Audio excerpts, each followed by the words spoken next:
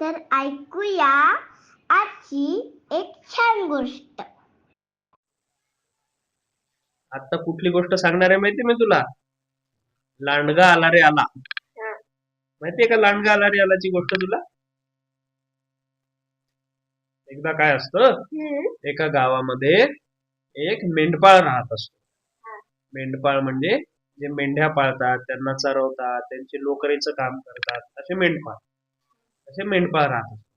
त्याच्याकडे खूप मेंढ्या असतात.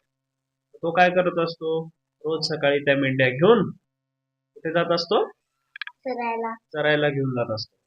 कसं असतं, गाव असतं, गावाच्या बाहेर शेतं असतात सगळ्यांचे, आणि मग शेताच्या बाहेर चरायला जागा असती मोकळी, तिथे तो जात असतो. आणि मग त्याच्या पुढे थोडस गेल्यानंतर जंगल असतं. जंगलामध्ये मात्र जायचं नसतं. जंगलाच्या अलीकडे, जंगलाच्या काठावरतीच मेंढ्या चरायच्या, आणि संध्याकाळ झाली की त्या परत घरी आणायच्या. अशा त्याची रोजचा नियम असतो. तर त्याला एक मुलगा पण असतो, आणि तो मुलगा आपला मस्त खूप लाडका असतो आपल्या वडिलांचा. दिवसभर खेळत असतो, गोट्या खेळायच्या, मित्रांसोबत धिंगामस्ती करायची, असं तो करत असतो. तो काय आपल्या बाबांसोबत मेंढ्या चरायला घेऊन जात नसतो. पण त्याचे वडील पण म्हणतात ठीक आहे, लहान आहे अजून, शिकेल नंतर. असं एकदा काय होतं, त्याच्या वडिलांना 3 दिवस गावाला जायचं असतं, काहीतरी काम असतं त्यांना. 3 दिवस गावाला जायचं, तर 3 दिवस मेंढ्यांना घरी ठेवायचं का? नाही, मेंढ्यांना तर रोज जेवायला पाहिजे ना, आपल्याला पाहिजे तसं. मग त्यांना रोज न्यावं लागतं चरायला.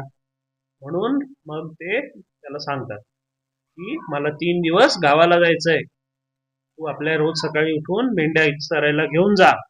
जंगलाच्या काठापर्यंत जायचं, जंगलात जायचं नाही. जंगलामध्ये मोठमोठे प्राणी असतात, ते दबा धरून बसलेले असतात, ते आपल्या मेंढ्यांची शिकार करतात. आणि जर का असं झालं, एखादं जंगली जनावर आलं, वाघ आला, कोल्हा आला, लांडगा आला, असं काही आलं की जोरजोरात आरडाओरडा करायचा. आणि सगळ्या गावातल्या लोकांना, जे शेत असतं, शेतामध्ये लोक काम करतच असतात, मोठमोठ्याने आवाज करून त्यांना बोलवायचं, म्हणजे मग ते मदत करतात, असं सांगतात ते. आणि मग ते चालले जातात गावात.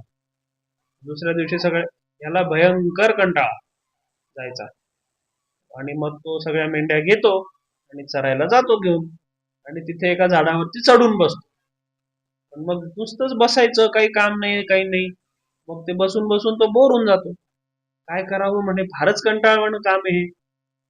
मग त्याला आठवतं आपल्या वडिलांनी सांगितलेलं, की जर एखादं जंगली जनावर आलं तर काय करायचं, आरडाओरडा करायचा आणि सगळ्या गावाला गोळा करायचं. तो विचार करतो, खरंच येतात का गावातले लोक मदत करायला?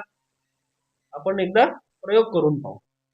मग तो मोठमोठ्याने ओरडायला, लांडगा आला रे आला, वाचवा वाचवा, लांडगा आला रे आला, वाचवा वाचवा, असं मोठमोठ्याने ओरडायला लागतो.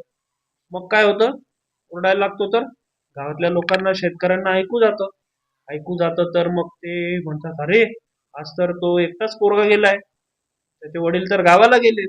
चला म्हणे, खरंच लांडगा बिंडगा आला असेल, पोराला मदत करायला जाऊ. म्हणून सगळेजण पळत पळत येतात. हातात कोणी काठी घेऊन येतं, कोणी कोयता घेऊन येतं, कोणी आपली थाळी वाजवत येतं, एखाद एक मावशी, असं सगळेजण ते येतात तिथे.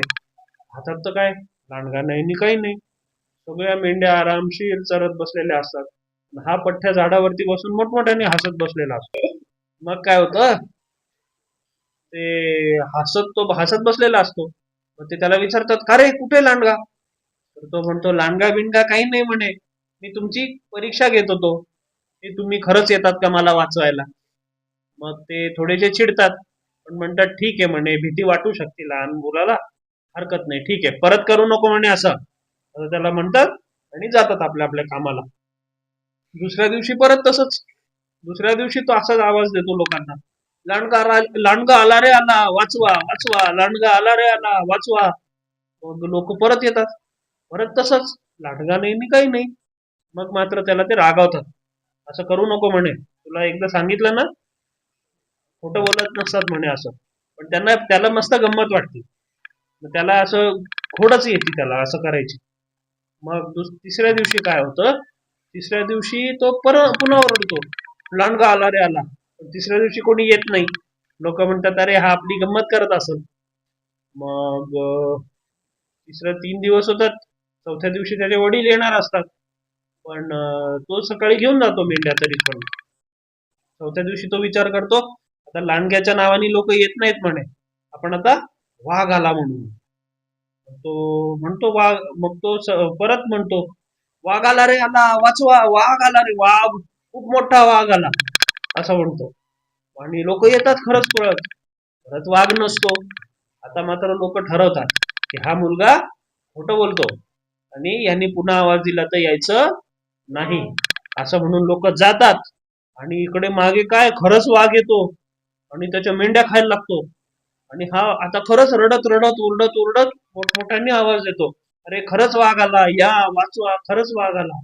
पण कोणी येतच नाही, कारण सगळ्यांना वाटतं की हा पुन्हा खोटच बोलतो. आणि तो वाघ त्याच्या 10-15 मेंढ्या खाऊन टाकतो. आणि मग तोपर्यंत त्याचे वडील येतात. आणि मग तो रडत रडत सांगतो सगळं वडिलांना. मग वडील पण त्याला चांगली शिक्षा देतात. त्याच्यामुळे खोटं कधी बोलू नये. खोटं बोलल्याने आपलंच नुकसान होत असतं.